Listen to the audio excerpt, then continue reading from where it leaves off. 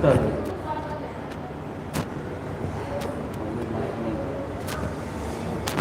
अभी का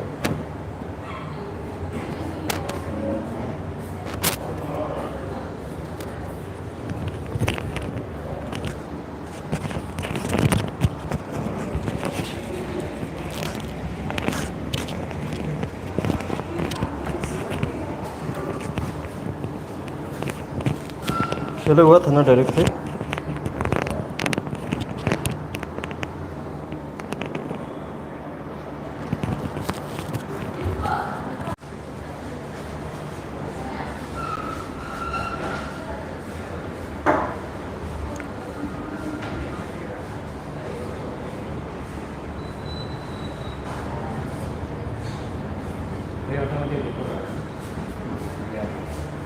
शुरू हो गया ना।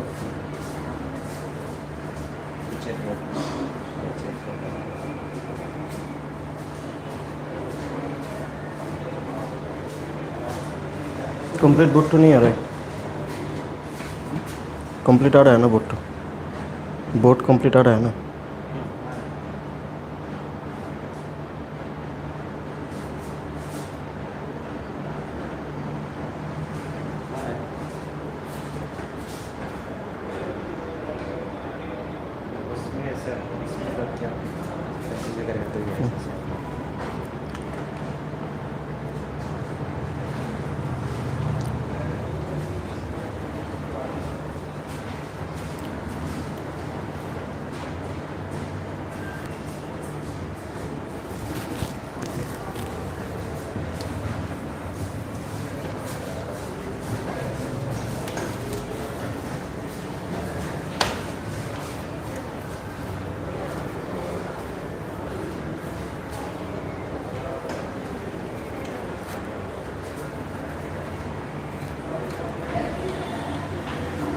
शुरू कर देगा ना।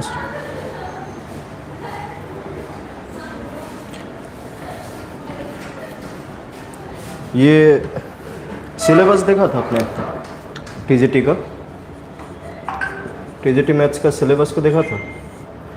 सिलेबस जो हमने ग्रुप में भी भेजा था कि आपका उसमें क्लास 10 का कुछ चैप्टर चाहिए होगा, क्लास 11 का कंप्लीट मैक्सिमम चैप्टर्स हमें चाहिए, ऑल्सो क्लास 12 का भी मैक्सिमम चैप्टर्स हमें चाहिए होगा।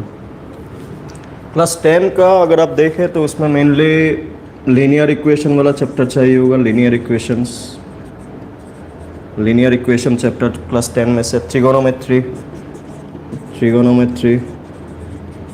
फिर इसमें से ये लीनियर इक्वेशंस। ट्रिगोनोमेट्री में तो ये बेसिक वाला है। ट्रिगोनोमेट्री मेनली तो क्लास 11 में मिलता है, जो एक डिटेल में हमें चाहिए होगा इसमें ट्रिगोनोमेट्री क्लास 11 वाला। फिर इसके अलावा क्लास 10 से एपी एरिथमेटिक प्रोग्रेशन चाहिए होगा। एरिथमेटिक प्रोग्रेशन जो सीक्वेंस एंड सीरीज में आता है एक्चुअली, एरिथमेटिक प्रोग्रेशन। ये यहाँ पे क्लास 11 में एक चैप्टर है सीक्वेंस एंड सीरीज। उसका एक पार्ट क्लास 10 में भी था, एरिथमेटिक प्रोग्रेशन था। इसके अलावा यहाँ पे सीक्वेंस एंड सीरीज, यहाँ पे जो चैप्टर है वो चाहिए होगा, सीक्वेंस एंड सीरीज। इसमें फिर बाइनोमियल डिस्ट्रीब्यूशन चाहिए यहाँ से। फिर यहाँ से प्रोबेबिलिटी चाहिए, देन स्टैटिस्टिक्स, देन एक और था ये वाला जिसमें प्रिंसिपल ऑफ मैथमेटिकल इंडक्शन चाहिए। इसमें ये भी क्लास 11 का चैप्टर है। ये अभी डिलीटेड हो चुका है, अभी जो नया सिलेबस है, लेकिन सिलेबस में है तो ये पूरा ही चाहिए होगा ओल्ड बुक के मुताबिक। मैथमेटिकल प्रिंसिपल इंडक्शन, जिसमें ये अगर आपको याद होगा ना, ये जो प्रूफ करने वाला फार्मूलाज वगैरह प्रूफ करने वाला सिचुएशन था ना, उसमें से क्लास 12 से काफ़ी इंपॉर्टेंट चैप्टर्स है, जैसे कि मैट्रिक्स है, देन पूरा का पूरा कैलकुलस में टोटल कितने चैप्टर्स थे? तो 5 चैप्टर्स थे टोटल। 5 ये जो इंटीग्रेशन, फिर ये लिमिट, फिर डिफरेंशिएशन, फिर डिफरेंशियल इक्वेशन, डिफरेंशिएशन,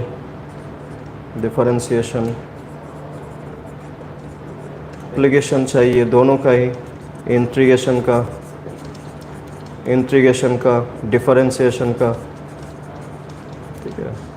इसके अलावा क्लास 12 से वेक्टर चाहिए, 3D चाहिए। क्लास 10 में भी ये कोऑर्डिनेट ज्योमेट्री बोल के 3 डायमेंशनल, यहाँ पे कोऑर्डिनेट ज्योमेट्री बोल के, कोऑर्डिनेट ज्योमेट्री क्लास 10 में भी है, क्लास 11 में भी है कोऑर्डिनेट ज्योमेट्री।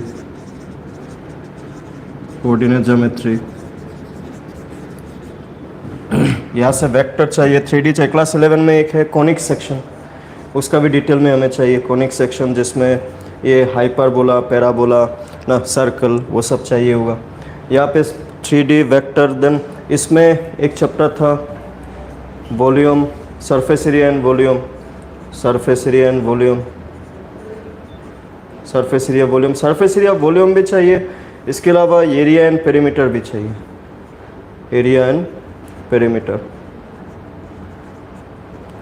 इसके अलावा और क्या क्या चैप्टर चाहिए, वो मैट्रिक्स, फिर यहाँ पे डिटर्मिनेंट भी चाहिए।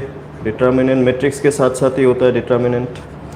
इसके अलावा probability, vector, differential calculus, 3D trigonometry. हाँ, these are the syllabus you can say as a whole, mainly class 11 और 12 से।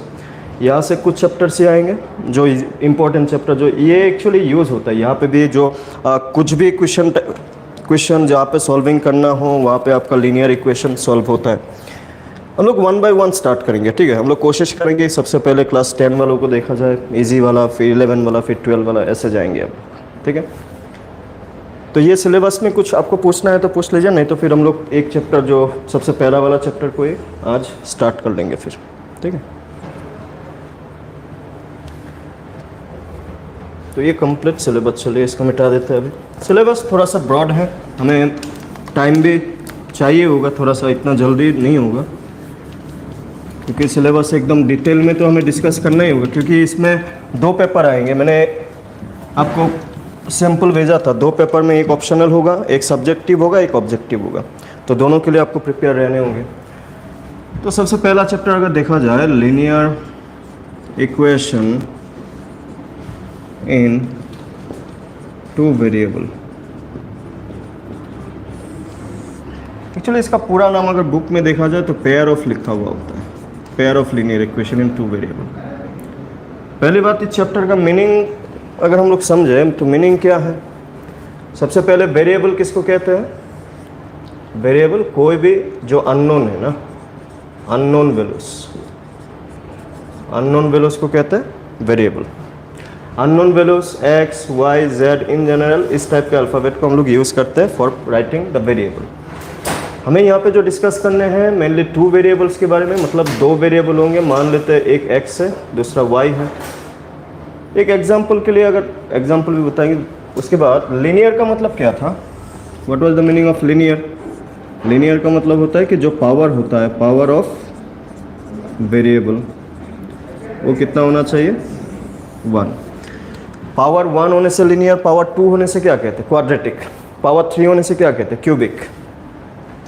इक्वेशन किसको कहते हैं? जहाँ पे इक्वल साइन हो ना, इक्वल साइन हो। जैसे कि एग्जांपल के लिए अगर हम लोग लिखे x + 5 ना, सिर्फ x + 5 लिखे तो इसको इक्वेशन नहीं कहेंगे। इक्वेशन होने के लिए इक्वल साइन होना ज़रूरी है। अगर मैंने यहाँ पे इक्वल टू सपोज 0 लिख दिया या फिर इक्वल टू कुछ और नंबर लिख दिया, तो ये अभी क्या बन गया? लीनियर इक्वेशन बन गया ये, ठीक है, लीनियर इक्वेशन बन गया। नाउ लीनियर इक्वेशन में अगर एक वेरिएबल यूज़ करते हैं तो इसको कहते हैं इन 1 वेरिएबल। अगर 2 वेरिएबल यूज़ किया जाए तो उसको कहते हैं 2 वेरिएबल इक्वेशन। एक एग्जांपल अगर देखा जाए 2 वेरिएबल्स के लिए, 2 वेरिएबल्स के लिए कोई एक इक्वेशन देख, suppose x + y = 10। This is a simple equation in 2 variables, ठीक है। इसका अगर जैसे कि वेरिएबल बनता कैसे, बहुतों को ये डाउट होता है। अगर मैं ऐसे लिख दूँ कि कॉस्ट ऑफ ना 1 पेन एंड 1 पेंसिल से इक्वल टू 10 रुपीज़ ना, ₹10। ना यहाँ पे जब वेरिएबल क्या है, एनीथिंग वी डोंट नो। जैसे यहाँ पे हमने लिखा कि cost of 1 pen and 1 pencil, एक पेन और एक पेंसिल का दाम कितना है? 10 रुपीज़ है। पेन का दाम भी हमें नहीं मालूम, पेंसिल का दाम भी हमें नहीं मालूम। तो इस सिचुएशन को अगर एल्जेब्रिकली एक्सप्रेशन या फिर एल्जेब्रिकली रिप्रेजेंट किया जाए, कुछ इस तरीके से रिप्रेजेंट किया जा सकता है कि 1 वेरिएबल में वन वेरिएबल एक वेरिएबल, या फिर एक अननोन वैल्यूज, दो वेरिएबल दो अननोन वैल्यूज, यहाँ पे दो अननोन वैल्यूज, एक पेन है तो एक पेंसिल है, there are two unknown values. ठीक है, this is only the definition है कि ओनली द डेफिनेशन, हमें डेफिनेशन नहीं चाहिए। देखिए हमें अगर हमें यहाँ पे बात किया जाए कि इस चैप्टर में हमें चाहिए क्या मेनली, तो यहाँ पे हमें सीखने को मिलेगा। देखिए एक तो है कि हमें लीनियर इक्वेशन का, जो लीनियर इक्वेशंस होते हैं आइदर वो वन वेरिएबल हो या टू वेरिएबल हो, उन दोनों का ही जो ग्राफ बनता है वो ग्राफ क्या बनता है, स्ट्रेट लाइन। हमें ग्राफ चाहिए नहीं, फिर भी ग्राफ कैसे बनता है उसके बारे में आपको नॉलेज होना चाहिए कि कभी कभार अगर क्वेश्चन ग्राफ रिलेटेड आ गया तो हमें जानना है कि ग्राफ कैसे बनता है ना। उसके लिए ये सबको मिटा देते हैं ना।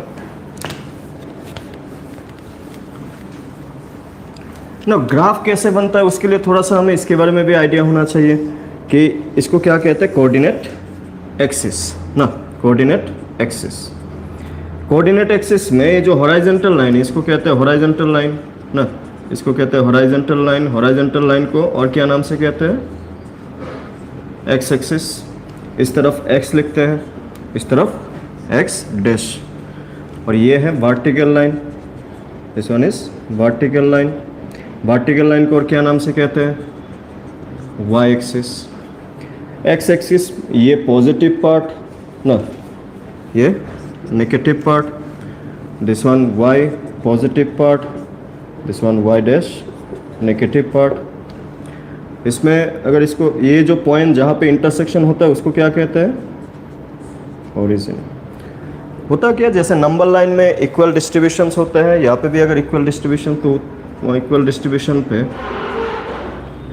नंबर दे तो ये 1 हो गया, 2 हो गया, 3 हो गया, 4 हो गया, 5 हो गया, 6 हो गया, -1 -2 1 2 3 4, यहाँ पे -1 -2 ना। यहाँ पे हम लोग एक छोटा सा ग्राफ बना के समझने को कोशिश करेंगे कि इसका स्ट्रेट लाइन बनता है या नहीं बनता। हमें थोड़ी देर पहले हमने एक इक्वेशन लिखा x + y = 10, इसी एग्जाम्पल से समझने को कोशिश करेंगे कि इसका ग्राफ क्या बनता है, स्ट्रेट लाइन बनता है कि नहीं ना। इसके लिए जो एक पार्ट हमें समझना होता है दैट इज सोल्यूशन, कि ये जो हमने इक्वेशन लिखा x + y = 10, इसमें ये इसको क्या कहते हैं, लेफ्ट हैंड साइड ना, इसको क्या कहते हैं लेफ्ट हैंड साइड, इसको क्या कहते हैं राइट हैंड साइड। तो लेफ्ट हैंड साइड में x और y का ऐसा कुछ ना कुछ तो वैल्यू होगा ना, जिसको पुट करेंगे तो =10 मिलेगा। सपोज अगर मैंने x का वैल्यू 3 पुट कर दिया तो y का वैल्यू कितना है, फिर 7 है ना, 3 + 7 10। अगर मैंने x का वैल्यू 4 पुट कर दिया तो y का वैल्यू कितना हो जाएगा, 6 10। इसी वैल्यूज को इंडिविजुअली x और y का वैल्यूज को अगर इस तरीके से ब्रैकेट में लिखा जाए तो इसको क्या कहते थे, कोऑर्डिनेट कहते थे ना। इसको इस टाइप का पॉइंट जब हम लोग ब्रैकेट में पुट करते हैं तो इसको क्या नाम से बोलते हैं, कोऑर्डिनेट ना। इसी कोऑर्डिनेट को जब यहाँ पे पुट करते हैं तो 3 7 कहीं यहाँ पे, चलिए इसको थोड़ा और ऊपर किया जाए, सपोज 5 सपोज 6 सपोज 7, तो 3 7 कहीं यहाँ पे होगा ना, 3 7। इसको थोड़ा सा नीचे लिख देते हैं अभी के लिए, x + y = 10 ना। पहले x के लिए लिखते हैं x आप 3 y 7 3 7, और दूसरा 4 6, this one is 4, this one is 6 4 6। तो इन दोनों पॉइंट को अगर ज्वाइन किया जाए तो वी कैन अंडरस्टैंड कि graph of a linear equation is always a straight line. ठीक है, स्ट्रेट लाइन बनाने के लिए हमें कोई भी दो वैल्यूज ऑफ x या फिर दो कोऑर्डिनेट निकालने होते हैं। दो कोऑर्डिनेट निकाल लेते हैं तो हमें आराम से मालूम ही चल जाता है कि any kind of linear equation, हाँ वन वेरिएबल होने से तो डायरेक्ट बनता है। अगर वन वेरिएबल वाला आप अगर सॉल्व करें, जैसे एक अगर इक्वेशन लिखा जाए कि x + 5 = 0, तो x का वैल्यू क्या होगा आप तो डायरेक्टली मालूम कर ही सकते हैं ना, इसको इस तरीके से लेके जाके। तो वन वेरिएबल में उतना दिक्कत नहीं होता, और वन वेरिएबल वाला आएगा भी नहीं टीजीटी में। ठीक है, ज़्यादा से ज़्यादा वन वेरिएबल में आपको पूछ लेगा कि इसका ग्राफ कैसा होगा, कहाँ पे होगा। अभी अगर ग्राफ के बारे में अगर एक ही वेरिएबल है कि x का वैल्यू कांस्टेंट है, x का वैल्यू कांस्टेंट है, तो ग्राफ जो बनेगा वो क्या बनेगा, पैरेलल टू y एक्सिस। ये नॉलेज तो आपके पास होना चाहिए कि x का वैल्यू कांस्टेंट मतलब डायरेक्ट नंबर ना, x का वैल्यू कांस्टेंट होने से, जैसे x का वैल्यू -5 कहाँ पे है, इस तरफ अगर इसको और आगे लेके आया जाए -3 -4 -5, तो x का वैल्यू -5 कुछ ऐसा सीधा बनेगा ना। इसलिए क्या लिखा जाता है कि x का वैल्यू कांस्टेंट होने से जो ग्राफ बनता है वो क्या बनता है, पैरेलल टू y एक्सिस बनता है, ठीक है। या फिर आप इसको इस तरीके से भी समझ सकते हैं कि अगर y का वैल्यू किसी दिन आपको कांस्टेंट दिख गया कहीं पे किसी एक इक्वेशन पे, तो जो ग्राफ बनेगा वो ग्राफ क्या बनेगा, पैरेलल टू x एक्सिस, ठीक है, पैरेलल टू x एक्सिस। तो ये नॉलेज आपको होना चाहिए कि लीनियर इक्वेशन का ग्राफ स्ट्रेट लाइन बनता है, तो स्ट्रेट लाइन 1 वेरिएबल के लिए भी बनेगा, 2 वेरिएबल के लिए भी बनेगा। 1 वेरिएबल में जो ग्राफ बनता है वो काफ़ी ज़्यादा पैरेलल ही बनता है, दूसरा नहीं बनता। 1 वेरिएबल में either parallel to x axis बनेगा या फिर पैरेलल टू y एक्सिस बनेगा। दैट डिपेंड्स अपॉन कि वेरिएबल क्या है। वेरिएबल अगर x है तो x कांस्टेंट है, अगर x का वैल्यू कांस्टेंट है तो जो ग्राफ बनेगा y एक्सिस के साथ पैरेलल बनेगा। और अगर इस तरीके से एक इक्वेशन लिख दिया हमने कि y - 3 = 0, यहाँ पे तो वेरिएबल y है ना, फिर तो यहाँ पे y का वैल्यू क्या मिल जाएगा, हमें कांस्टेंट मिल जाएगा। तो अगर y का वैल्यू कांस्टेंट मिलता है, अगर उसका ग्राफ हम लोग बनाए तो हमें क्या देखने को मिलेगा कि ग्राफ जो है वो पैरेलल टू क्या है, x एक्सिस। तो ये नॉलेज तो हमें होना चाहिए अबाउट ग्राफ, ठीक है। नोट डाउन कर लीजिए इसको, लिखने से होने से हो गया, लिखे बेटा। ये पहला नॉलेज इस चैप्टर में आपको होना चाहिए।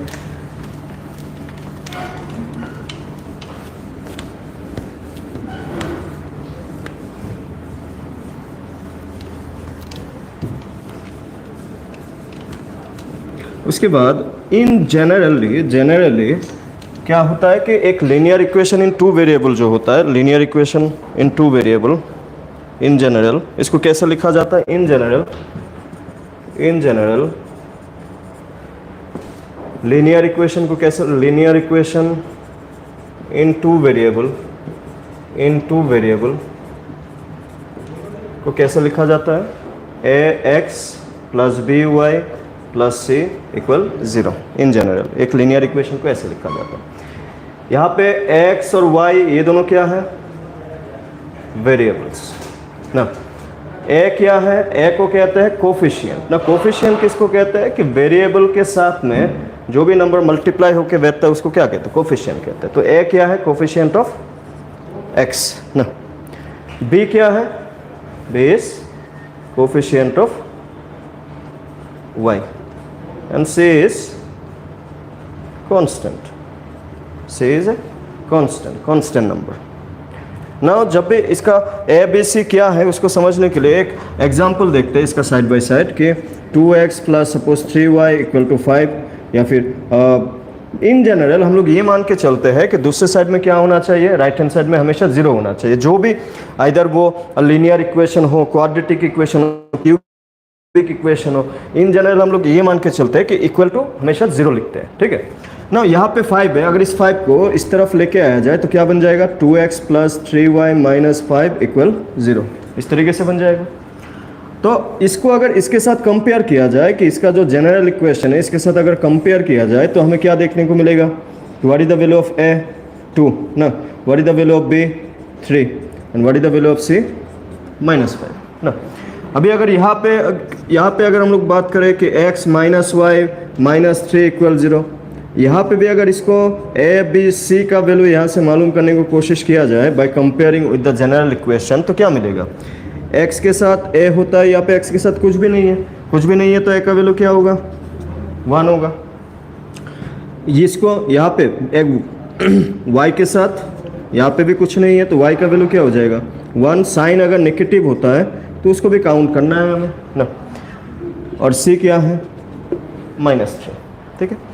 नाउ यहाँ पे तो 2 वेरिएबल हमें दिख रहा है क्लियरली कि 2 वेरिएबल है, a भी दिख रहा है, b भी दिख रहा है, c भी दिख रहा है। अभी अगर मैं आपको पूछूं कि x + 3 = 0, इस इक्वेशन में this is the equation in 1 variable हमें क्लियरली दिख रहा है। अगर इस इक्वेशन को हम लोग बोला जाए कि इसको मॉडिफाई करके 2 वेरिएबल में कन्वर्ट करना हो या फिर उसके बाद a b c का वैल्यू निकालना हो, तो इसमें से इसको 2 वेरिएबल में कैसे कन्वर्ट किया जा सकता है। इसको यहाँ पे x है, y नहीं है, तो y के साथ क्या लगाया जा सकता है, 0 ना। तो +3 = 0। यहाँ पे अब a का वैल्यू कितना हो जाएगा, 1 ना, b का वैल्यू कितना हो जाएगा, 0, c का वैल्यू कितना हो जाएगा, 3। तो this is somewhat of conversion कि कैसे 1 वेरिएबल को भी 2 वेरिएबल बनाया जा सकता है by putting the coefficient 0, coefficient को 0 पुट करके बनाया जा सकता है।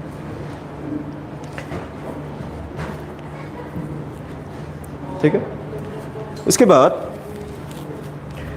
देखिए होता क्या है जब हम लोग बोलते हैं सॉल्विंग का मतलब होता है कि अगर मैं आपको एक सिचुएशन बोलूँ कि कॉस्ट ऑफ, जैसे थोड़ी देर पहले हमने बोला कि cost of a pen and a pencil is 10 rupees. ना यहाँ से आपको ये तो मालूम नहीं चल रहा है ना कि पेन का दाम कितना है, पेंसिल का दाम कितना है। मैं ऐसे बोल दूँ कि अगर हमने पेन को ऐसे हम लोग एज्यूम कर सकते हैं इस तरीके से कि पेन और पेंसिल का दाम 10 रुपीज़ है, तो पेन का दाम अगर 1 रुपया हुआ तो पेंसिल 9 रुपया होगा, तब 10 रुपीज़ मिलेगा।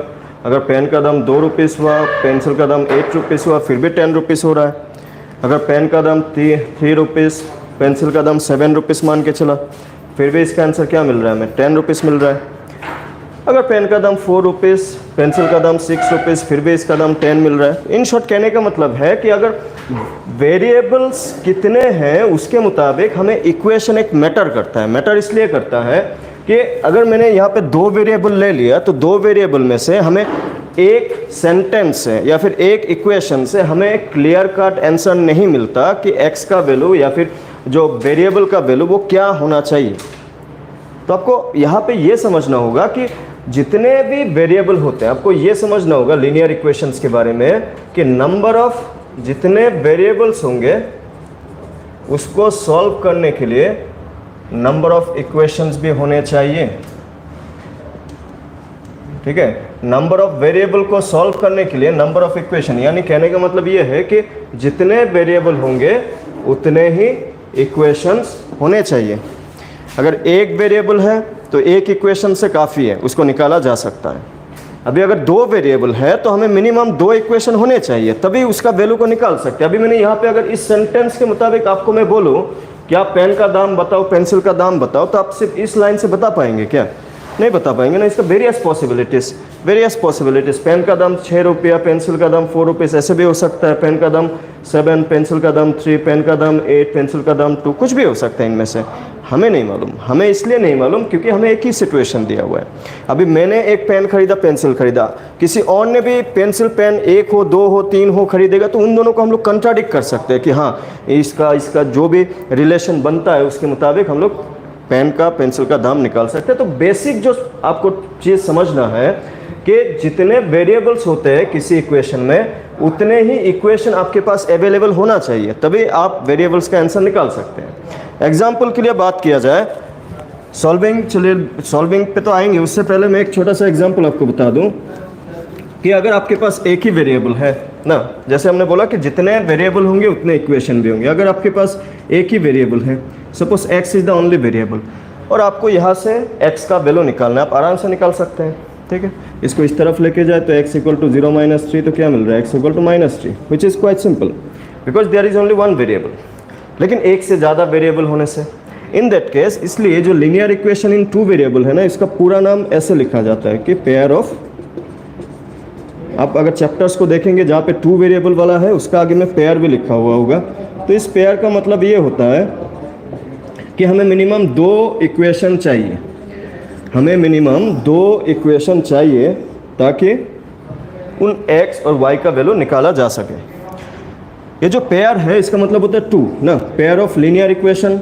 एग्जाम्पल के लिए कि pair of linear equation in 2 variable का जो जनरल एक्सप्रेशन होते हैं कि 2 वेरिएबल होने वाला कोई भी 2 इक्वेशन को कैसे लिखा जाता है, तो simple linear equation in 2 variable जब बोला जाए तो हम लोग ऐसे लिखते हैं x + by + c = 0, no doubt about it, this is a linear equation in 2 variable, linear equation in 2 variable.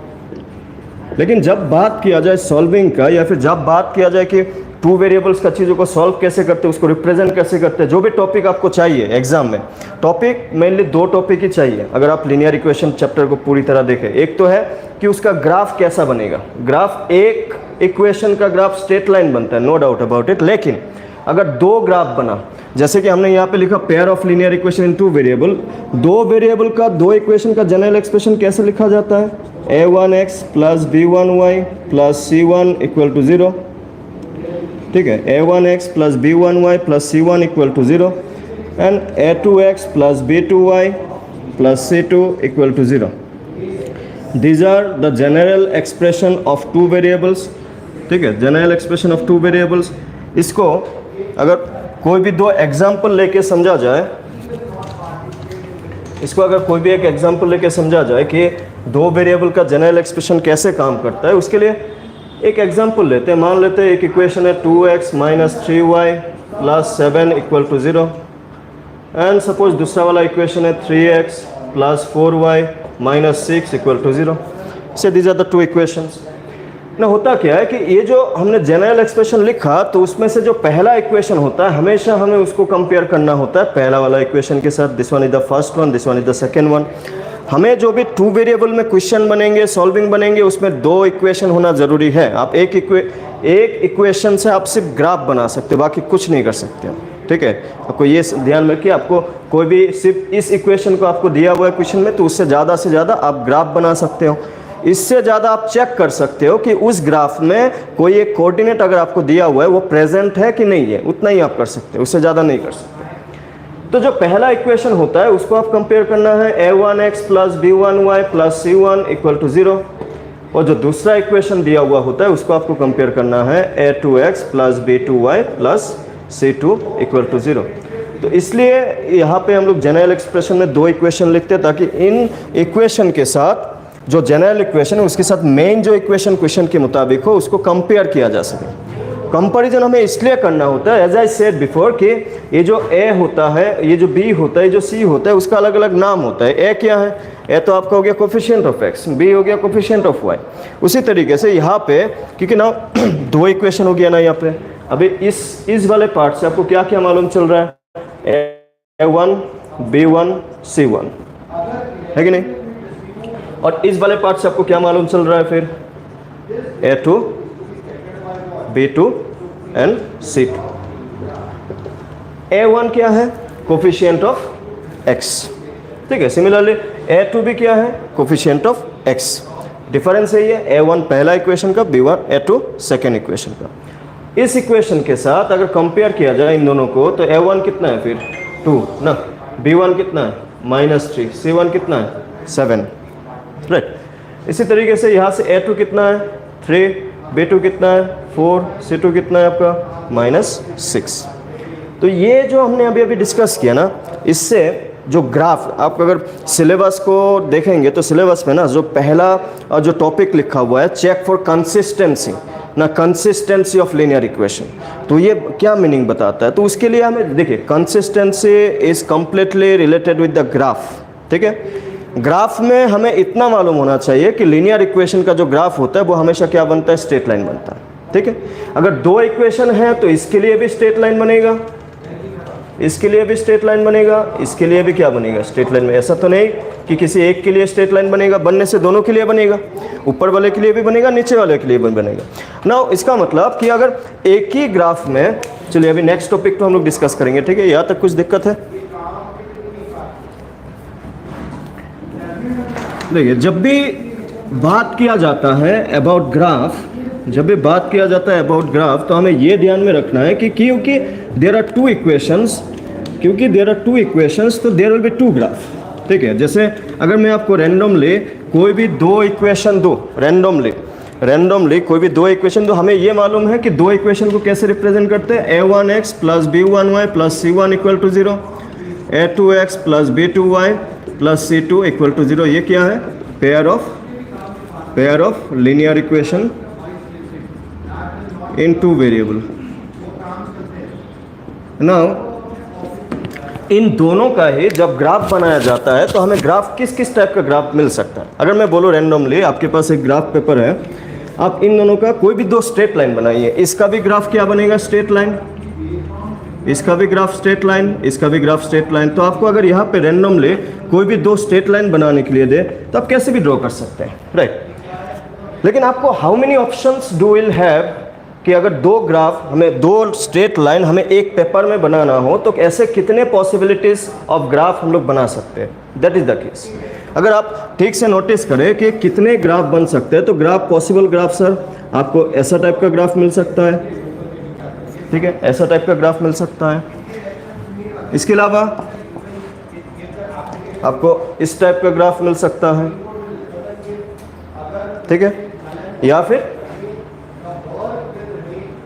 इस टाइप का ग्राफ मिल सकता है। These are the only 3 possibilities of graph you can draw in a paper, ठीक है, using straight line. आप अगर सोचें कि ये ग्राफ क्यों नहीं बनेगा बोलने से, ये भी तो पॉसिबिलिटी होना चाहिए था, लेकिन edge line can be extended till infinite, अगर इसको आप एक्सटेंड करेंगे कहीं ना कहीं आपको इस टाइप का ही ग्राफ देखने को मिलेगा, ठीक है। नाउ देख, ग्राफ हमें बार बार बना के चेक तो नहीं कर सकते ना कि इसका ग्राफ कैसा बना, ये बना वो बना, तो बिना ग्राफ ड्रॉ किए हमें कैसे मालूम चलता है कि इनमें से कौन सा बनेगा? दैट इज द केस जो हमें मालूम होना चाहिए। इस टाइप का जो ग्राफ होता है उसको क्या कहते हैं? इंटरसेक्टिंग लाइंस ना। इंटरसेक्टिंग लाइंस, इस टाइप का जो ग्राफ होता है उसको कहते हैं पैरेलल लाइंस, और इस टाइप का जो लाइन ग्राफ होता है उसको कहते हैं consistent line, coincident line, coincident line, coincident lines. Coincident line को आप ओवरलैपिंग से भी समझ सकते हैं, ठीक है, दोनों एक दूसरे को क्या कर रहे हैं? ओवरलैपिंग कर रहे हैं। नाउ ये जो इन तीनों में एक डिफरेंस आपको शुरू से समझ के चलना है कि जो x और y का वैल्यू होता है, जिसको हम लोग बार बार क्या करते हैं? Solve, solution.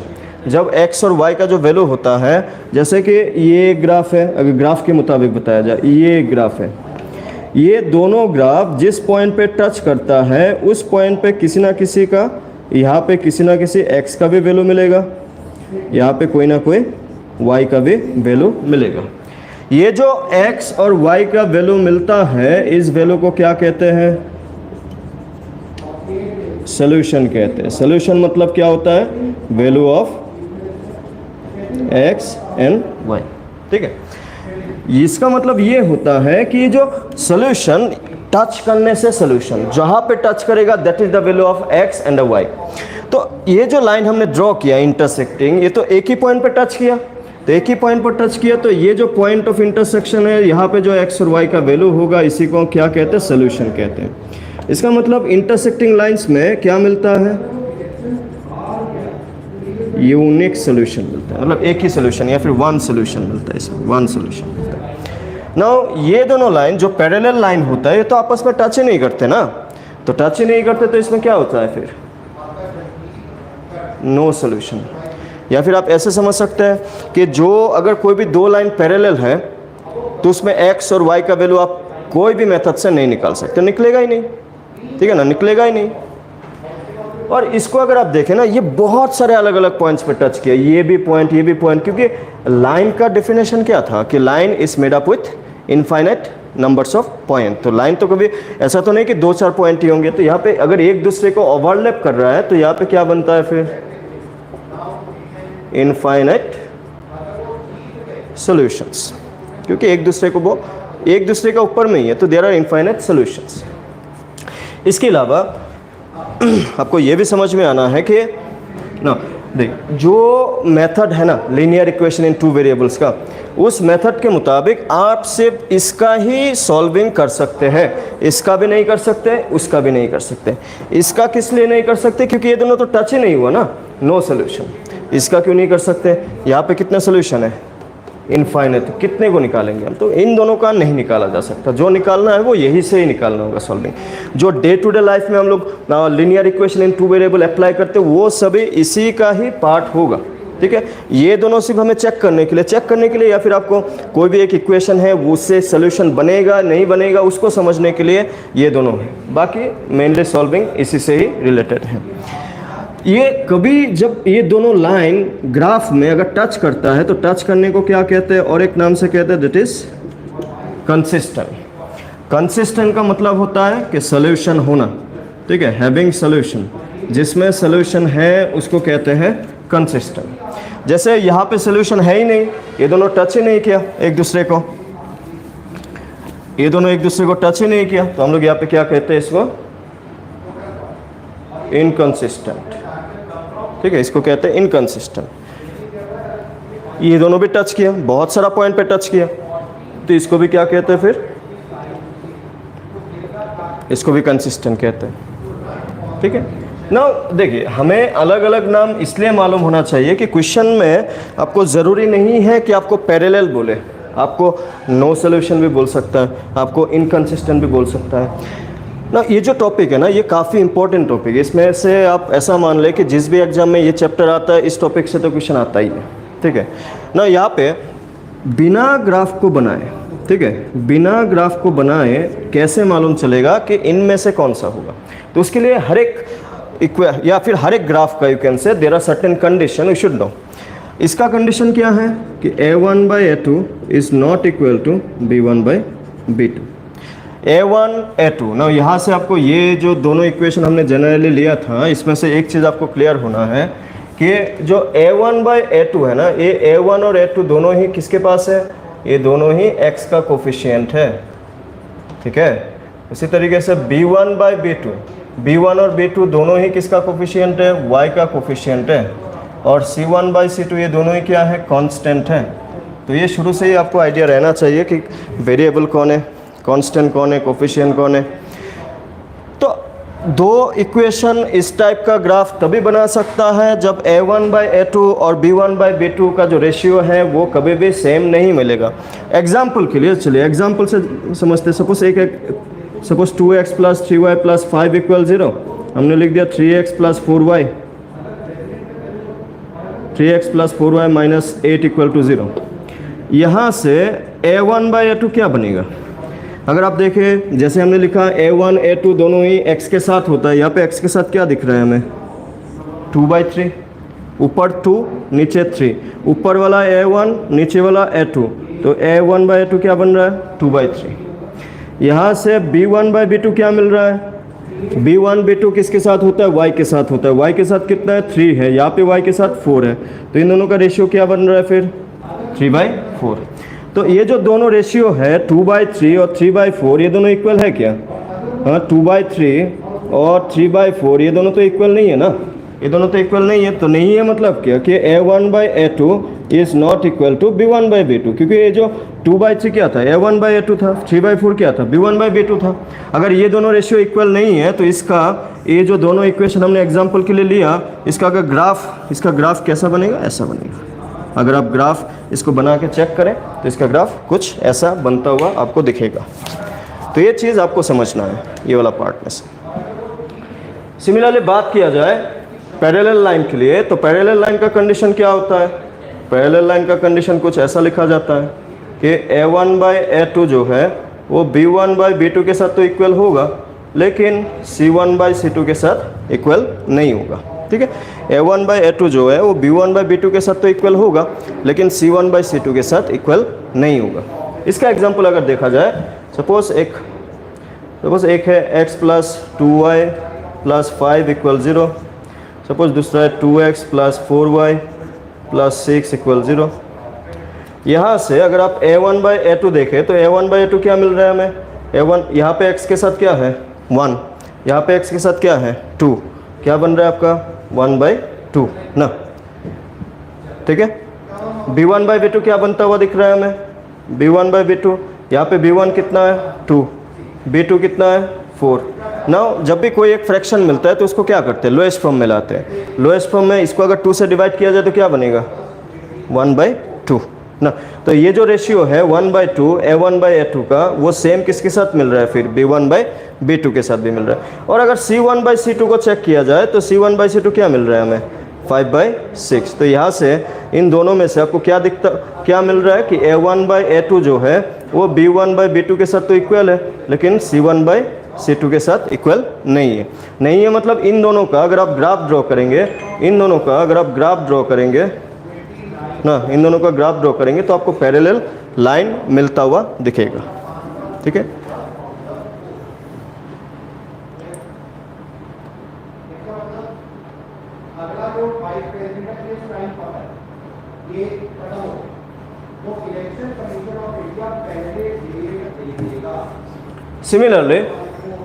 सिमिलरली इस टाइप का ग्राफ कैसे कब बनता है? इसका कंडीशन क्या है? इसका कंडीशन है a1/a2 is equal b1/b2 is equal c1/c2। तीनों रेशियो क्या बनेगा, इक्वल बनेगा।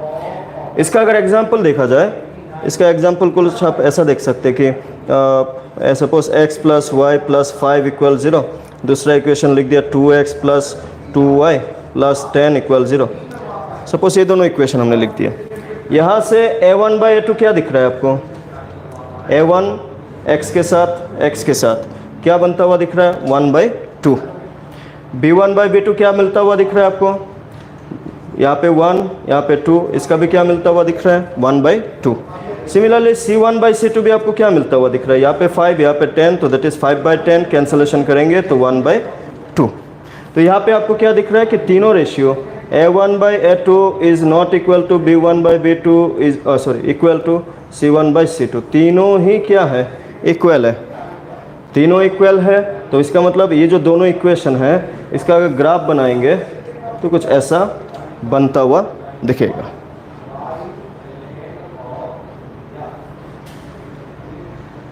ठीक है, देख लीजिए यहाँ पे, ये एक इम्पॉर्टेंट टॉपिक है, यहाँ पे कुछ डाउट है क्या, देख लीजिए इसका क्वेश्चन कैसे बनता है, ये हम लोग डिस्कस करेंगे अभी। इसमें से कुछ डाउट है क्या, देख लीजिए। यहाँ पे इस टॉपिक से दो टाइप का क्वेश्चन बनता है। एक बनता है जहाँ पे आपको डायरेक्टली पूछ लेगा कि इसका जो ग्राफ होगा वो कैसे बनेगा, how the graph will look like, either it will be intersecting, either it will be parallel, either it will be this one, ठीक है, कोइंसिडेंट या फिर ओवरलैपिंग। दूसरा टाइप का क्वेश्चन बनता है कि आपको पहले से दिया हुआ होता है कि ये इसका ग्राफ ऐसे ही बनेगा, ठीक है, हमें दो इक्वेशन दिया हुआ होगा, उस दो इक्वेशन में से one of the value will be unknown. One of the value यानी how many values are there actually, will see in दोनों इक्वेशन में a1 a2 b1 b2 c1 c2, there are 6 values. Out of that 6 values, one value will be unknown based upon कि इनमें से हमें condition क्या दिया। ठीक है, अगर हमें इसके लिए दिया हुआ है तो maximum possibility a1 a2 b1 b2 में से कोई ना कोई एक अननोन होगा। इसका भी हो सकता है, इसका भी हो सकता है। अगर आप पूछे कि ज़्यादा क्वेश्चन किससे बनता है, तो ज़्यादा क्वेश्चन मैक्सिमम इन दोनों से बनता है। ठीक है, इससे कम क्वेश्चन बनता है, बहुत कम क्वेश्चन बनता है। ठीक है, ठीक है, अभी डायरेक्ट हम लोग कुछ एग्जाम्पल देखेंगे, होगा। मिटा दो इसको।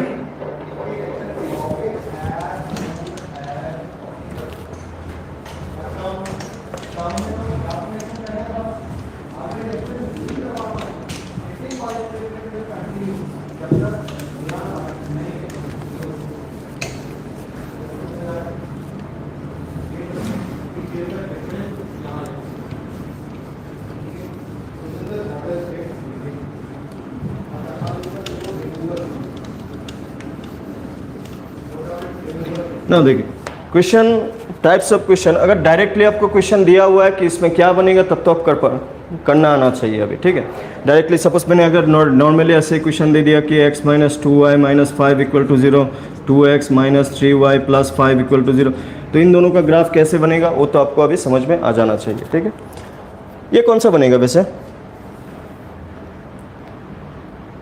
इसका ग्राफ कौन सा बनेगा, पहला सेकेंड थर्ड, पहला वाला बनेगा इसमें।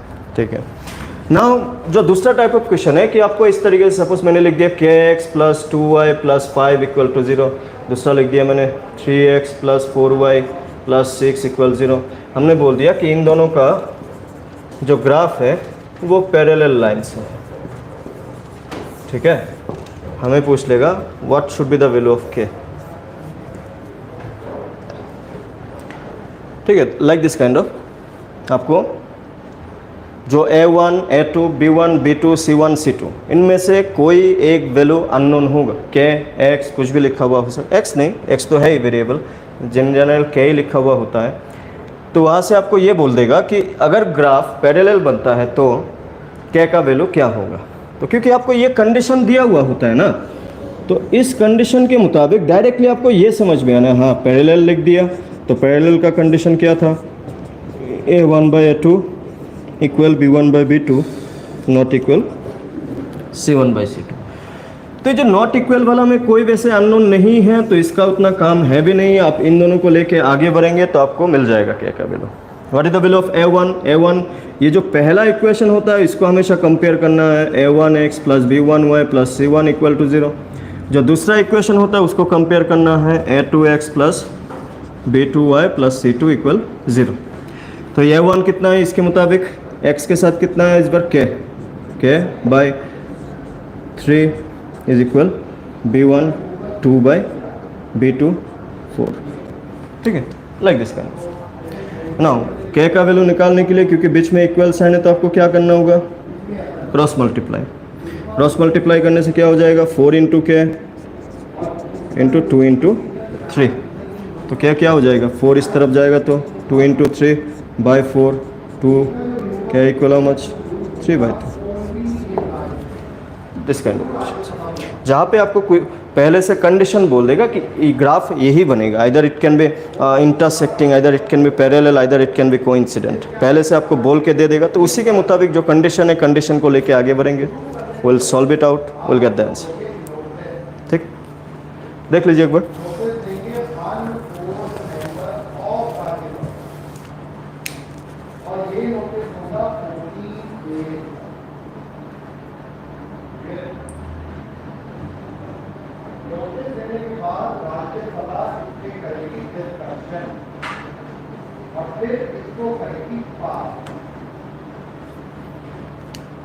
ठीक, चलिए एक क्वेश्चन करते हैं फिर। अगर आपको एक क्वेश्चन ऐसे दे दो कि what should be the value of k so that linear equations x minus ky minus 3 equal to 0 and 3x minus 4y plus 5 equal to 0 has unique solutions। आपका दो पेपर में, एक पेपर सब्जेक्टिव होगा, दूसरा paper objective होगा, लेकिन तो दोनों ही आपको, ऐसा नहीं कि सिर्फ आपको आंसर निकालना है, आंसर सॉल्विंग करना भी आपको आना चाहिए, दोनों ही आना चाहिए। क्योंकि एक सब्जेक्टिव भी होगा, ऑब्जेक्टिव भी होगा। तो यूनिक सोल्यूशन के लिए क्या बनना चाहिए k का वैल्यू, देखिए तो यूनिक सोल्यूशन का कंडीशन क्या दिया था,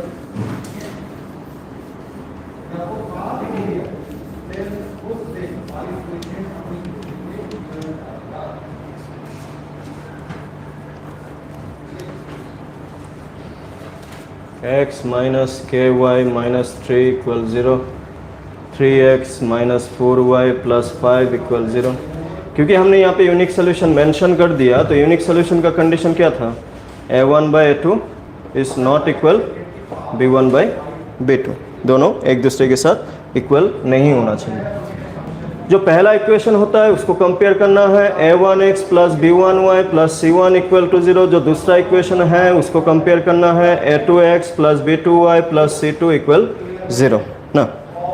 तो इसके मुताबिक what is the value of a1 by a2, तो यहाँ पे पहला इक्वेशन में x के साथ कुछ भी नहीं है, दैट मीन्स a1 जहाँ पे कोफिशिएंट कुछ भी नहीं है वहाँ पे 1 है, a2 कितना है 3, b1 कितना है, b1 y के साथ कितना है माइनस के, y के साथ b1 होता है, तो माइनस के, माइनस होने से माइनस को काउंट करना है, ठीक है, माइनस के, यहाँ पे y के साथ -4, माइनस माइनस कैंसिल, क्या मिल रहा है k बाई 4 ना। अभी ये दोनों रेशियो क्या नहीं होना चाहिए, इक्वल नहीं होना चाहिए, 1/3 और k बाई 4 ये दोनों रेशियो इक्वल नहीं होना चाहिए। जैसे इक्वल में काम चलता है वैसे ही नॉट इक्वल में भी काम चाहिए। ऐसा नहीं कि नॉट इक्वल कुछ अलग रूल अप्लाई होगा। अगर यहाँ पे इक्वल होता तो क्या करते, क्रॉस मल्टीप्लाई करते, यहाँ पे भी सेम क्रॉस मल्टीप्लाई करेंगे, क्या मिलेगा 3k नॉट इक्वल 4, ये 3 जैसे कि इक्वल होने से दूसरी तरफ डिवाइड होता है, यहाँ पे भी k नॉट इक्वल 4/3, मतलब k का वैल्यू कुछ भी हो 4/3 नहीं होना है, ठीक है। एक जो ऑप्शंस होगा, अगर यही इस टाइप का यूनिक जहाँ पे यूनिक सोल्यूशन वाला क्वेश्चन होता है ना, ये k वाला में, उसमें नॉट इक्वल वाला ही आंसर हमेशा होता है, क्योंकि वहाँ पे a1 by a2 will not be equal to b1 by b2, कोई भी वैल्यू हो, ठीक है ना। तो यहाँ पे ये इस क्वेश्चन का आंसर क्या है कि k का वैल्यू 4/3 नहीं हो सकता, बाकी कुछ भी हो यूनिक ही मिलेगा, बाकी कुछ भी हो यूनिक ही मिलेगा, 4/3 नहीं होगा। देख लीजिए एक बार, कुछ दिक्कत है क्या बताइए।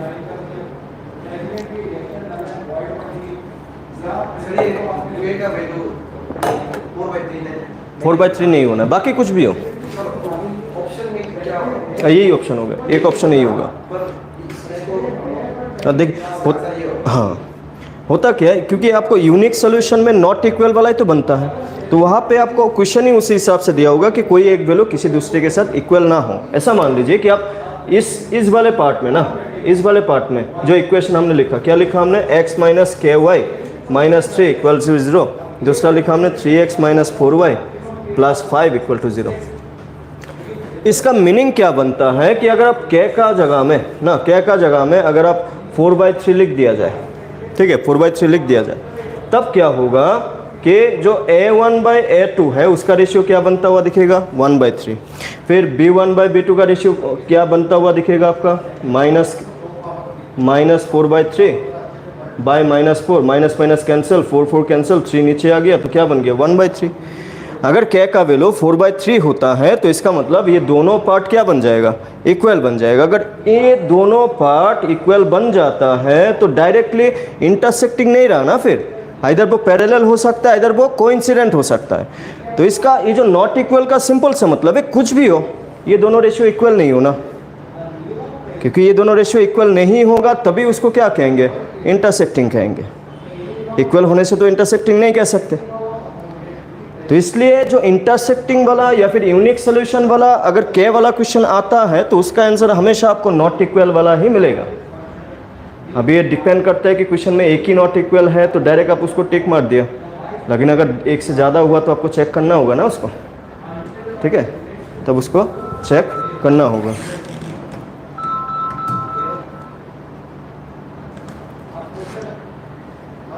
हेलो, और लिंक ये यूट्यूब में डायरेक्ट लाइव दे रहा है अभी। अच्छा फिर ओके,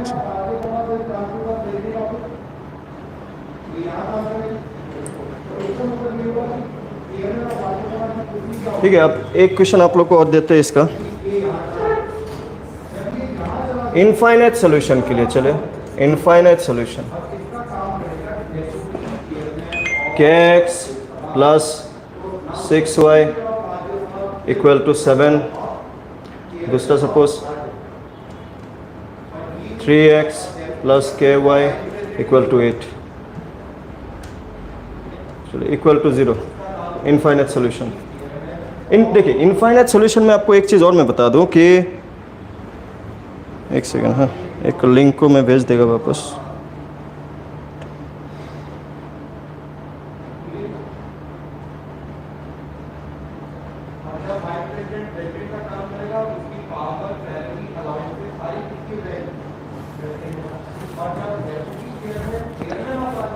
चलो एक अच्छा वाला क्वेश्चन बनाते हैं इनफाइनाइट सॉल्यूशन के लिए। Suppose x minus y plus 3 equal to 0, यहाँ पे हमने लिख दिया 2x प्लस के वाई ना minus plus 6 equal to 0। k का वैल्यू क्या होना चाहिए, ट्राई कीजिए तो एक बार। What should be the value of k so that they will have infinite solution.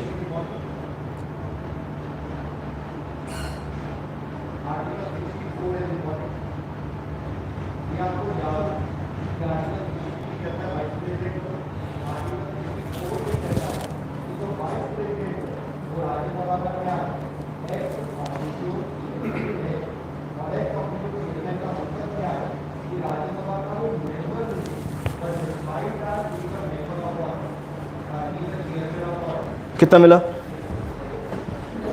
-2, yes -2, a1/a2 1। ना ये जो इनफाइनाइट वाला सिचुएशन है ना, उसमें आपका एक ये भी पॉसिबिलिटी बनता है। मैं क्वेश्चन दिखाऊंगा आपको, रुकिए एक बार, कि यहाँ पे चलिए मैं एक क्वेश्चन दिखाई देता हूँ। सॉल्विंग पहले थोड़ा सा दिखा लेना होगा, उसके बाद ज़्यादा आपको क्लियरिटी मिलेगा। यहाँ पे b1/b2 -1/k ना -1/k इज इक्वल टू 1/2, तो that means k equal -2, k equal -2।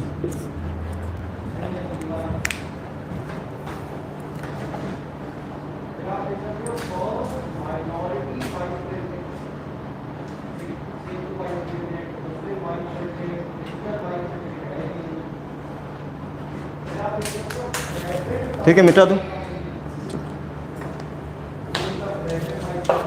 तो this is possible, one of the possible types of question जहाँ पे आपको जो ग्राफ होता है उनमें से अकॉर्डिंग टू द सिचुएशन या फिर अकॉर्डिंग टू द कंडीशन कोई ना कोई वैल्यू अननोन होता है। और अननोन कभी कभार इस टाइप का भी होता है। मैं और एक क्वेश्चन आपको दिखाऊंगा अभी ताकि एक बेटर आइडिया मिल सके आपको। कभी कभार एक से ज़्यादा वैल्यू भी अननोन होता हुआ दिखता है। जैसे हमने अभी एक ही वैल्यू लिया, क्या लिया ना, कभी कभार एक से ज़्यादा भी। चलिए इसका क्वेश्चन अभी नेट यहाँ पे नहीं मिल रहा, मैं दिखा दूंगा आपको, ठीक है। पहले सॉल्विंग के लिए देखते हैं अभी थोड़ा सा। देखिए, linear equation in two variable को सॉल्व करने के लिए मेनली हमें 3 मेथड जानने होते हैं ना, क्योंकि आपको ऑब्जेक्टिव सब्जेक्टिव दोनों देने होंगे, तो इन दैट केस आपको तीनों ही मेथड मालूम होने होंगे। अगर आपका सिर्फ ये ऑब्जेक्टिव होता तो आप कोई भी एक मेथड सीख लेते, ठीक से सीख लेते, हो जाता। अभी आपको तीनों ही मेथड सीखने होंगे। 3 मेथड कौन कौन से हैं सॉल्विंग के लिए, मालूम है आप लोगों को? पहला वाला है सब्स्टिट्यूशन, ठीक है, पहला वाला मेथड है सब्स्टिट्यूशन। सेकेंड मेथड है elimination and the third method is cross multiplication. Cross multiplication method, ठीक है, क्रॉस मल्टीप्लिकेशन मेथड। तो हमें तीनों मेथड ही मालूम होने चाहिए, तीनों मेथड ही मालूम होने चाहिए ना। 1 बाय 1 हम लोग डिस्कस करेंगे। नाम, अगर आप नाम को ठीक से देखें, सब्स्टिट्यूशन कहाँ पे यूज़ होते हुए दिखता है हमें? किसी गेम में किसी एक को निकाला, किसी दूसरे को भेजा, सब्स्टिट्यूशन। इन शॉर्ट यहाँ पे सब्स्टिट्यूशन क्या है कि किसी एक वेरिएबल को ला के किसी दूसरे वेरिएबल को भेजना, दैट इज सब्स्टिट्यूशन। एलिमिनेशन कब कहते हैं? एलिमिनेट, बहुत मूवी वगैरह में डायलॉग होता है ना, एलिमिनेट, खत्म कर देना, किसी एक वेरिएबल को खत्म कर देना। यानी क्रॉस, जहाँ पे क्रॉस मल्टीप्लाई करके वो भी दिखाएंगे। पहले 1 बाय 1 सब्स्टिट्यूशन पहले समझते हैं। चलिए, सपोज एक इक्वेशन है x + y = 14 and suppose x - y = 4, ठीक है। पहले एक इजी इक्वेशन ले लिया ताकि हम लोग मेथड को समझ पाए। बाकी तो इक्वेशन उतना इजी हो भी सकता है, उससे टफ भी हो सकता है, तो हमें दोनों प्रिपेयर तो सबके लिए रहना है। सब्स्टिट्यूशन के लिए पहला मेथड हम लोग अभी डिस्कस कर रहे हैं, सब्स्टिट्यूशन।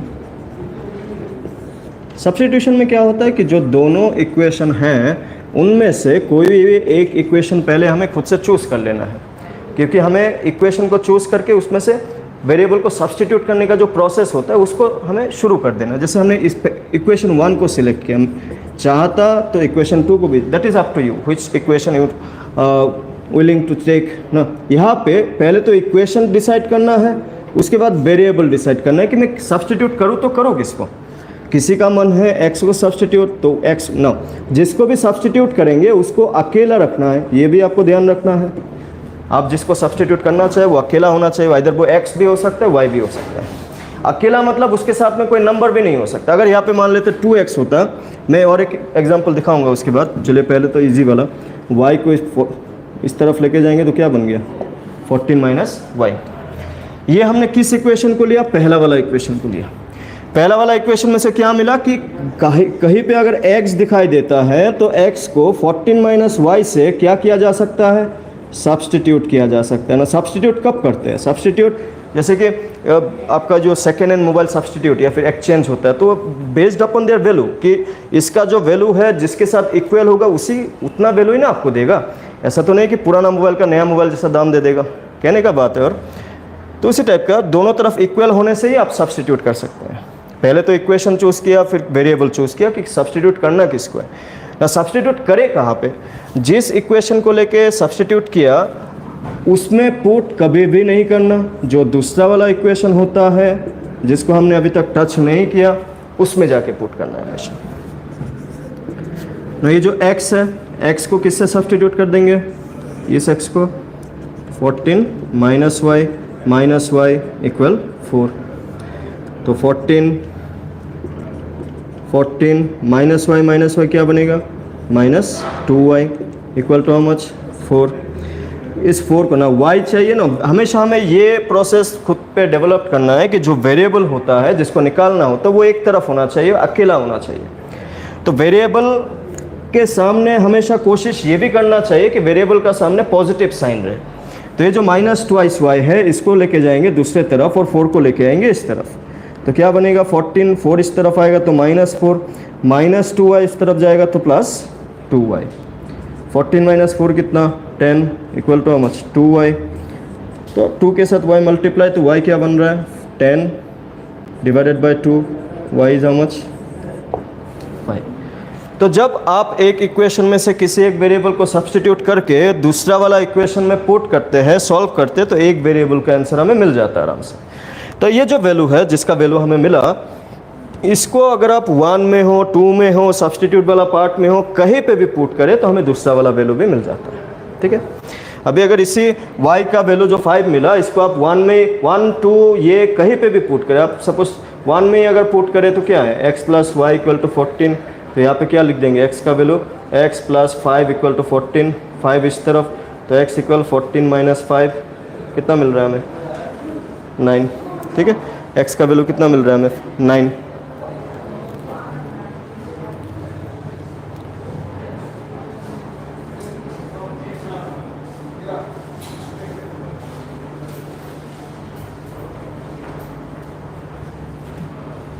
ठीक है, क्लियर है।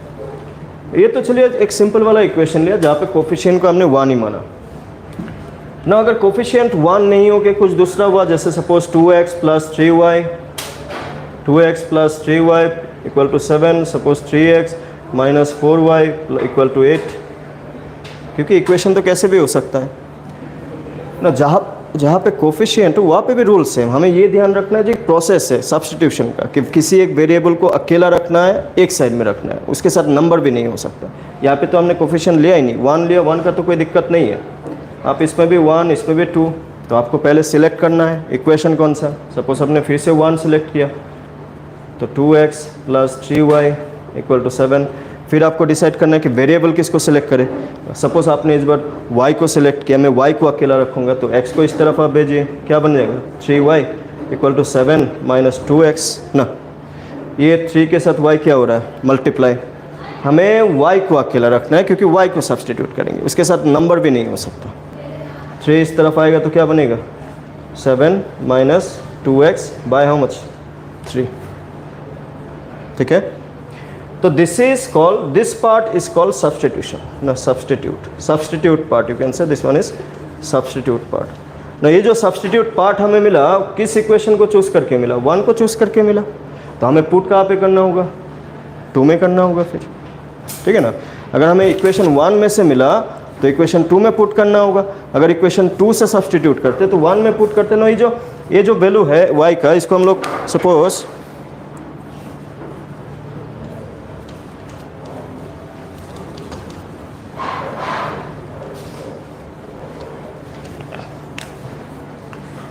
इक्वेशन 1 में से सब्स्टिट्यूट किया तो इक्वेशन 2 को लेते हैं। इक्वेशन 2 क्या है 2x - 4y = 8। तो ये जो y का वैल्यू है इसको यहाँ पे अगर पुट करें 3x - 4 * the value of y how much 7 - 2x by how much 3। कोशिश करेंगे इसको ब्रैकेट में रखने को ताकि गलतियाँ ना हो। = 8, तो 3x, ये जो 4 है वो किसके साथ मल्टीप्लाई होगा दोनों के साथ ना। बाहर ना, यहाँ पे देखिए ब्रैकेट में रखना इसलिए भी ज़रूरी होता है कि ब्रैकेट के बाहर अगर किसी दिन माइनस हुआ तो आप बिना ब्रैकेट का, बिना साइन को चेंज किए अगर आप नंबर को लिख दिया तो गलती होता है, क्योंकि माइनस का एक ही काम होता है लोगों का साइन चेंज करना, बाकी कुछ काम नहीं है ना माइनस का। तो यहाँ पे आपका क्या हो जाएगा 3x, 4 अगर मल्टीप्लाई किया तो 28। अभी तक हमने ब्रैकेट नहीं खुला तो इसलिए जो साइन है उसी को मेंटेन करके रखेंगे। कितना हो गया 8x by how much 3 = how much 8 ना। देखिए आपको सॉल्विंग करने के लिए अगर किसी दिन एक नंबर दिख जाए और एक तरफ फ्रैक्शन दिख जाए, बिना एलसीएम लिए कभी भी चीज़ें सॉल्व नहीं हो पाता। ये फ्रैक्शन है अभी, लेकिन तो यहाँ पे इसका नीचे क्या है 1, तो 1 और 3 का एलसीएम कितना 3 क्या होता है क्रॉस ना, 3 3 दा 9x। अभी ब्रैकेट को खोल देते हैं। ब्रैकेट को खोलने से अगर ब्रैकेट के बाहर में नेगेटिव साइन है तो ध्यान से खोलना है एक्चुअली, माइनस क्या हो जाएगा माइनस 28, यहाँ पे minus plus 8x equal too much 3 ना। नाउ जब भी फ्रैक्शन होता है तो अगर इक्वल साइन है बीच में तो क्रॉस मल्टीप्लाई हमें करना ही होगा चीज़ों को सॉल्व करने के लिए। अभी ये 9x यहाँ पे x दोनों में x है, तो अगर क्योंकि दो वेरिएबल तो एक ही है ना, x में कितना भी बार लिखो उसको एक वेरिएबल मतलब एक जगह में इकट्ठा करना है।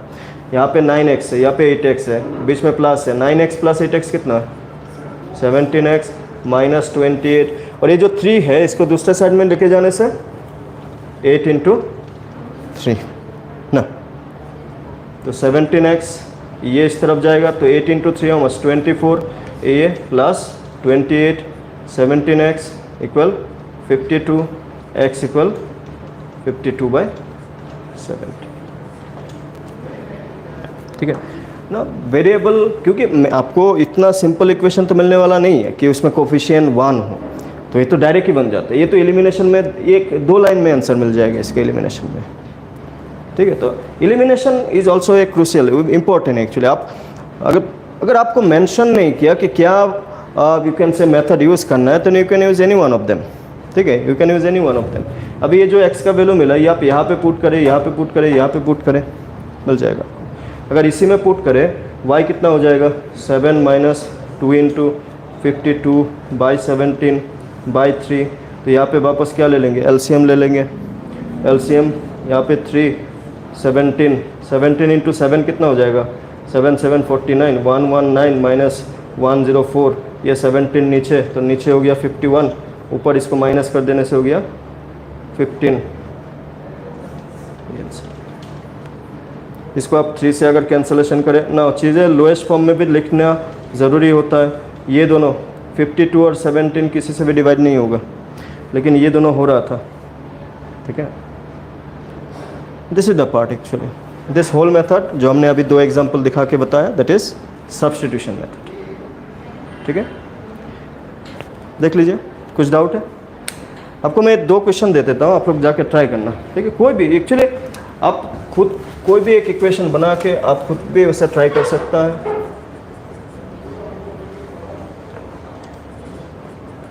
इस मेथड से ये दोनों क्वेश्चन आप ट्राई करना। एलिमिनेशन को भी आज ही डिस्कस करेंगे, cross multiplication along with questions कल डिस्कस करेंगे। ठीक है, आज और एक मेथड डिस्कस कर लेंगे।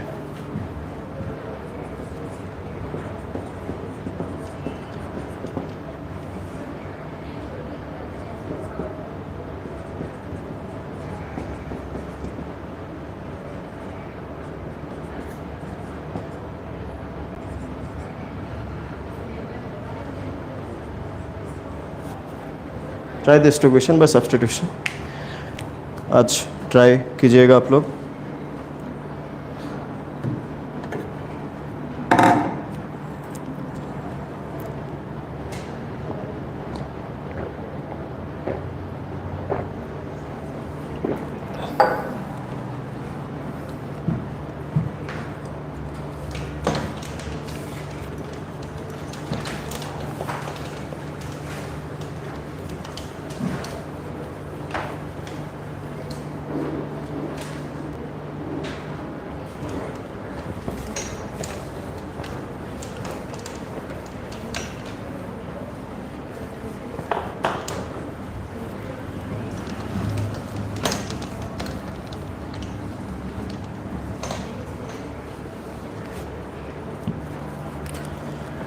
Next method is elimination method.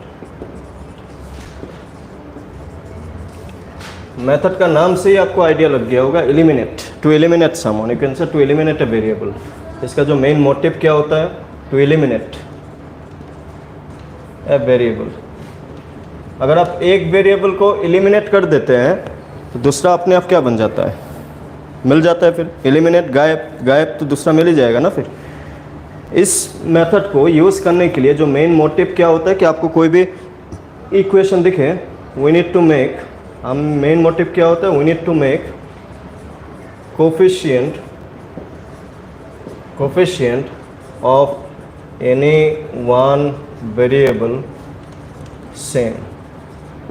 Main motive होता है कि हमें जो दोनों वेरिएबल है उसमें से किसी एक वेरिएबल का कोफिशिएंट को सेम बनाना। अगर सेम पहले से है तो कोई दिक्कत वाली बात है ही नहीं, लेकिन अगर सेम नहीं है तो हमें सेम बनाने हैं ना। सेम बनाने के लिए हम लोग एलसीएम का हेल्प लेते हैं कि किसके बराबर बनाया जाए। अगर दोनों ही अलग अलग होता है तो किसके बराबर बनाया जाए। तो बेसिकली एलसीएम के अलावा भी बाकी भी नंबर है, ऐसा नहीं कि नहीं है कि एलसीएम क्या है, लोएस्ट ना लिस्ट, तो लिस्ट से ही काम चला लेते हैं। ज़्यादा लेने से फिर कैंसिलेशन वगैरह में काम आएगा ही।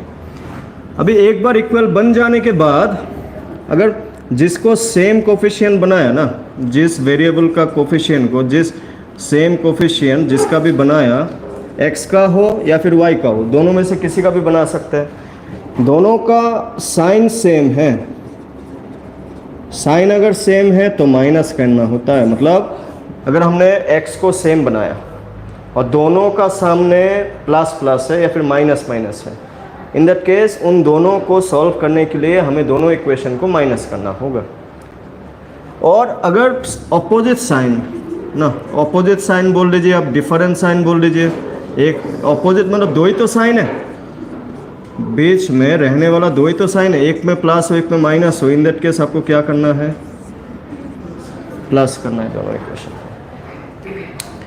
इसका एक पहले इजी एग्जांपल देखते हैं, उसके बाद जैसे थोड़ी देर पहले इक्वेशन किया था x plus y equal to 14, x minus y equal to 4, इन दोनों को देख लेते हैं। यहाँ पे ये दोनों भी काम में आ जाएगा। यहाँ पे आप नोटिस करें तो x का कोफिशिएंट कितना है, 1 1, y का कोफिशिएंट 1 माइनस 1। तो हमने बोला कि जिसका यहाँ पे x का भी कोफिशिएंट सेम है, y का भी कोफिशिएंट सेम है, साइन प्लस है माइनस है, यहाँ पे वो मैटर नहीं करता, बिकॉज हमें प्लस या फिर माइनस तो वैसे भी करना ही है। नाउ डिपेंड करता है क्योंकि यहाँ पे दोनों ही सेम है, तो आप पे डिपेंड करता है कि आप किसको करना चाहते हैं, कि प्लस करना चाहते हैं माइनस करना चाहते हैं। अगर आप प्लस की तरफ जाए ना, देखिए ऑपोजिट, पहले सपोज y को देखते हैं। चलिए यहाँ पे हम लोग y को सेम मान के सॉल्व करेंगे, दूसरी तरफ x को सेम मान के सॉल्व करेंगे, तो दोनों ही हमें यहाँ पे एक ही में हो जाएगा। y सेम है, यहाँ पे भी 1 यहाँ पे भी 1, साइन क्या है, साइन डिफरेंट है। तो हमने क्या बोला कि जिसका कोफिशिएंट सेम है उसका सामने जो साइन है वो अगर ऑपोजिट साइन हुआ या फिर डिफरेंट साइन हुआ तो दोनों इक्वेशन को क्या करने होते हैं, प्लस करने होते हैं। इक्वेशन को प्लस करने का तरीका क्या है कि इक्वल साइन का लेफ्ट हैंड साइड, हर एक इक्वल साइन का दो पार्ट होता है, इक्वल साइन का दो पार्ट होता है, एक तो होता है लेफ्ट हैंड साइड, एक तो होता है राइट हैंड साइड ना। तो हमें जब भी इक्वेशंस को प्लस करने होते हैं तो लेफ्ट साइड को लेफ्ट साइड के साथ प्लस करते हैं, राइट साइड को राइट साइड के साथ प्लस करते हैं। लेफ्ट साइड में क्या है, x प्लस वाई प्लस, क्योंकि हम लोग अपोजिट साइन है दोनों को प्लस करना होगा, प्लस राइट साइड में क्या है और इसका लेफ्ट साइड में क्या है, x माइनस वाई। तो इक्वल साइन का दोनों का लेफ्ट साइड को मैंने यहाँ पे प्लस में बिठा दिया। उसके बाद इक्वल है, फिर राइट हैंड साइड को भी लिख दिया 14 प्लस 4, ठीक है। अभी ब्रैकेट को अगर खोल दिया जाए तो प्लस होने से तो कोई दिक्कत नहीं है, plus x minus y equal to how much, 18। चीज़ें कब कैंसिल होता है, इफ़ जैसे 2 माइनस 2 कितना, 0, cancel. Same value opposite sign, same value opposite sign, y minus y 0, बचा कौन, x plus x 2x 18, x क्या मिल रहा है फिर 9। x का वैल्यू आप यहाँ पे कहीं पे भी पुट करोगे तो y का वैल्यू आपको क्या मिल जाएगा, 5, ठीक है। दिस इज एलिमिनेशन मेथड, जहाँ पे इधर हम लोग प्लस करते हैं माइनस करते हैं if the coefficient is same. यहाँ पे हमें किसको सेम रखा, y को देख के हमने यहाँ पे किया, प्लस किया, because there sign are different. But x का कोफिशिएंट भी तो सेम था, उसको भी तो कर सकते थे हम लोग। अभी अगर x को देखा जाए तो अगर x का कोफिशिएंट को सेम मान के हम लोग इस क्वेश्चन को सॉल्व करने के लिए कोशिश करें, इन दैट केस यहाँ पे दोनों का साइन क्या है, सेम साइन है ना दोनों का, कुछ भी साइन नहीं है तो क्या है, प्लस है, same sign, you can say coefficient same sign. Same sign होने से हम लोग क्या करते हैं, माइनस करते हैं। माइनस पे भी रूल क्या है, लेफ्ट हैंड साइड में से left hand side minus, right hand side में से राइट हैंड साइड माइनस। जैसे कि पहला इक्वेशन का लेफ्ट में क्या है, x प्लस वाई माइनस। जब भी आप माइनस करते हैं तो कोशिश करें कि माइनस के बाद जो भी आप लिखें उसको ब्रैकेट में लिखें, ठीक है, उसको ब्रैकेट में लिखें। इस तरफ क्या है, x माइनस वाई, ठीक है, इस तरफ क्या है x minus y equal to right hand side में माइनस होगा 14 माइनस 4। जब भी एलिमिनेशन मेथड में आप माइनस करें, कोशिश करें माइनस के बाद आप ब्रैकेट डालें, ठीक है। बाद में तो ब्रैकेट वैसे भी खोलना ही है, बिना ब्रैकेट को तो सॉल्व होगा नहीं, लेकिन ब्रैकेट इसलिए डालना होता है, एक आदत ना, क्योंकि माइनस का काम होता है लोगों का साइन चेंज करना। आप एक बार भी एक साइन भी गलती कर दिया तो आंसर नहीं मिलेगा, बात ऐसा है। तो इस बार x minus x cancel, y plus y कितना 2y equal to how much 10 ना, 2y इक्वल टू 10, तो y इक्वल टू क्या मिल रहा है आपको 10 divided by 2, 10 divided by 2 how much 5, तो y का वैल्यू 5 मिल गया। इसी y का वैल्यू आप यहाँ पे कहीं पे भी पुट करें तो आपको x का वैल्यू कितना मिलता हुआ दिखेगा, 9 मिलता हुआ दिखेगा, ठीक है। This is the case. यहाँ पे तो हमने कोफिशिएंट को सेम मान लिया था। कोफिशिएंट सेम हो भी सकते हैं, नहीं भी तो हो सकते हैं। कोफिशिएंट सेम नहीं होने वाला एक एग्जांपल देख लेते हैं लास्ट आज के लिए। Suppose 2x plus 3y equal to 7, suppose 3x plus 4y equal to 15, ठीक है। नाउ कोफिशिएंट सेम किसको बनाए, यहाँ पे जो मैंने क्वेश्चन लिया है यहाँ पे x का y का दोनों का अलग अलग है, x का भी सेम नहीं है, y का भी सेम नहीं है। तो पहला काम क्या होता है कि आप एलिमिनेट किसको करना चाहते हैं, खुद से डिसाइड करना है कि मैं x को एलिमिनेट करूंगा, मैं y को एलिमिनेट करूंगा, that is up to you. क्या एलिमिनेट जिसको भी करना चाहेंगे उसका कोफिशिएंट को सेम बनाना होगा, दैट्स इट। सपोज यहाँ पे मान लिया कि y को सेम बनाएंगे, आप x का भी सोच सकते हैं, ठीक है। y को अगर आप सेम बनाना चाहें तो y के साथ साथ क्या है, y के साथ एक कोफिशिएंट 3 है, दूसरा कोफिशिएंट क्या है 4 है ना। तो मैंने क्या बोला, अगर कोफिशिएंट सेम बनाना है तो किसके बराबर बनाना है, एलसीएम के बराबर बनाना है, ठीक है ना। तो यहाँ पे 3 और 4 का एलसीएम कितना होगा 12 होगा ना, क्योंकि रैंडमली आप किसी के साथ भी इक्वल नहीं बना सकते, आपको हमेशा कोशिश करना है कि एलसीएम के बराबर बनाया जाए। 3 और 4 का एलसीएम 12, तो आपको सिर्फ यही सोचना है कि ये जो पहला इक्वेशन है इसमें कोफिशिएंट कितना है 3 है, तो 3 के साथ क्या मल्टीप्लाई करने से 12 मिलेगा 4। तो इक्वेशन 1 के साथ आप 4 मल्टीप्लाई कर दें, क्या मिल जाएगा ना। जब भी आप मल्टीप्लाई करते हैं ना किसी एक इक्वेशन के साथ, आपको ये ध्यान में रखना है कि हर किसी के साथ मल्टीप्लाई होगा, ऐसा नहीं कि सिर्फ आप y के साथ मल्टीप्लाई करेंगे, आपको 4 लेफ्ट हैंड साइड में भी मल्टीप्लाई करना होगा, आपको 4 राइट हैंड साइड में भी मल्टीप्लाई करना होगा, इस तरीके से ना। 4 मल्टीप्लाई करने का मेन मोटिव है कि y का कोफिशिएंट को कितना बनाना 12 बनाना। 4 into 2 8x plus 4 into 3 12y equal to 4 into 3 28। तो इक्वेशन हर एक के साथ, ठीक है। सिमिलरली इक्वेशन 2 में y के साथ कितना है 4 है, तो इक्वेशन 2 के साथ क्या मल्टीप्लाई करेंगे 3 मल्टीप्लाई करेंगे, बिकॉज हमें y को 12 बनाना है, x क्या हो उससे मोटिव नहीं है।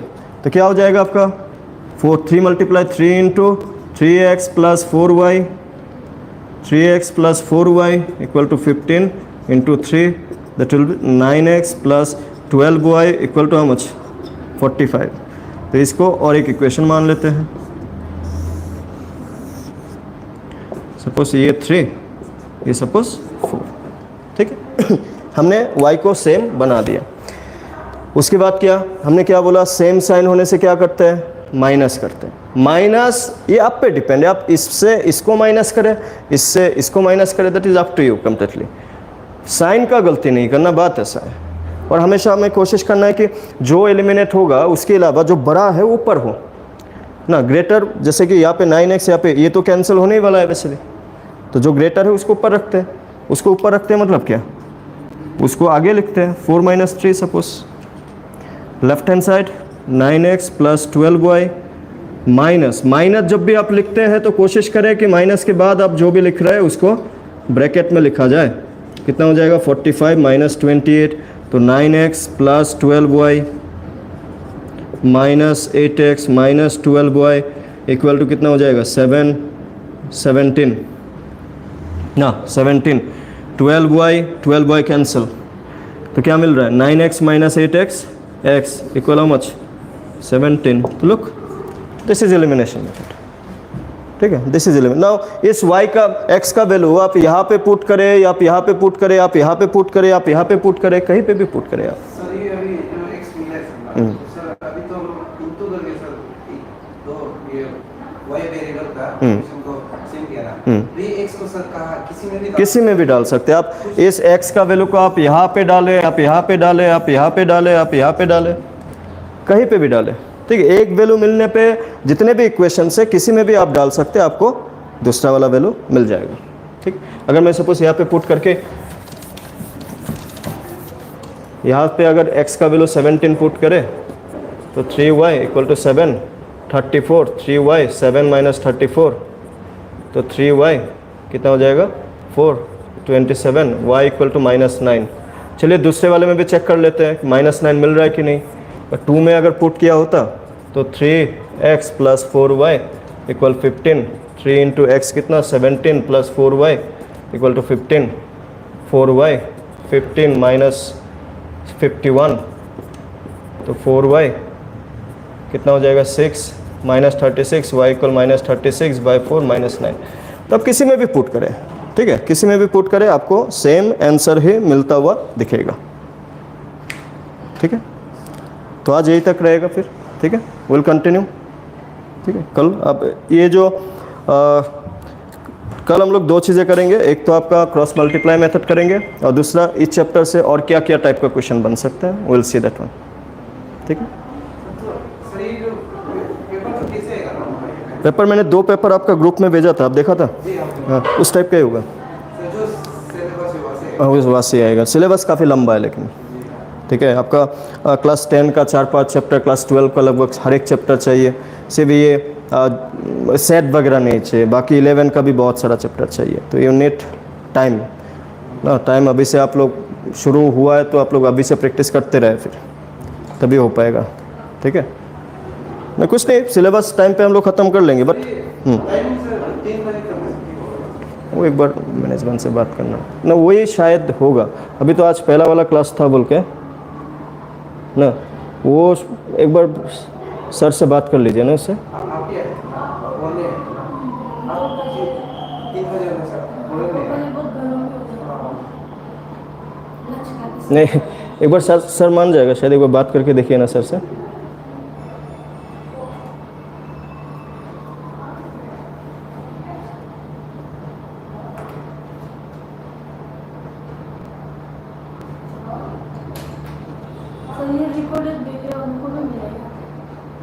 सर अभी आपका यूट्यूब चैनल से सर देख सकते हैं।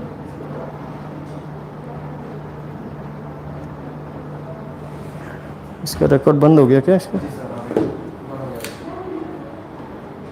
2% पावर में अभी बंद हो ना? नहीं, बंद नहीं हो